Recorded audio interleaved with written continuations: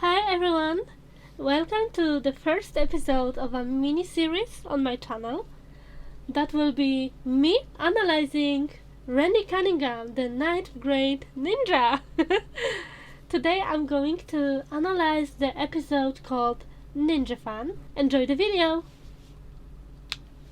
So, at the very start of the episode, we can see how badly Howard treats Randy, and we can see how much it affects him. It is much more than that though, than just being angry at Howard. We can already tell from other episodes that Randy has low self-esteem, even though he sometimes might look like he is very confident. There's a honkin' robo-hound out there and all you're doing is calling me names! You're just like the Shoob Zone! Randy feels underappreciated for everything he is doing, not just as a friend but also as a hero. They don't want a ninja? They don't have a ninja. I also realized that he tends to cope with the feeling of being not appreciated with aggression, which is very realistic as he's still very young. As we saw in other episodes, he has doubts about himself. Even while being mostly resolved in Ninja Camp, they are still there in NinjaFan. They don't just disappear.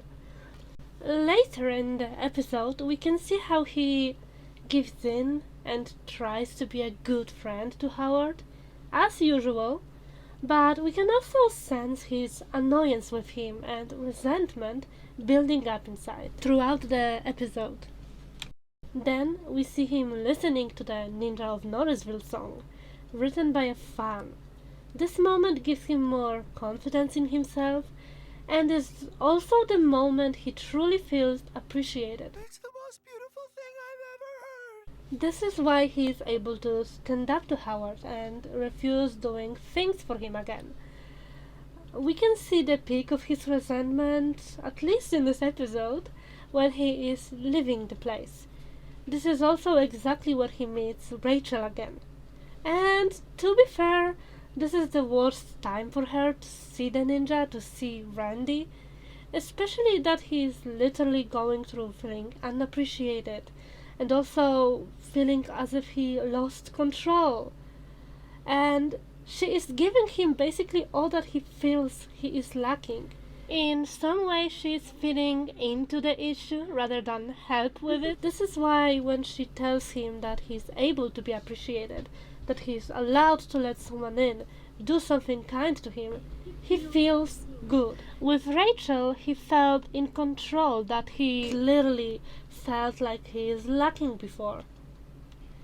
Sadly, in that kind of situations, it's usual that the person who left a toxic situation tends to become like the person they were angry at. Keep in mind, you don't have to be a bad person to have toxic traits, okay? Randy started to overuse Rachel's kindness, even to the point of repeating almost exactly what Howard said. I'm not mad at you. I'm just disappointed because I know you could do better. It's just disappointing because I know you can do better. This also shows us that he remembers, that he actually thought about it more than he let on. At first, he is appreciative, genuinely happy, and just wanted to be kind to her and show he is thankful to her. He felt like he needs to appreciate her because he felt like he is not appreciated, even if it didn't turn out as he hoped it would due to his past issues and also the argument with Howard. Okay, thank you guys for watching. I hope you liked this new series. Let me know what you think and what episodes would you like me to revisit and try to analyze.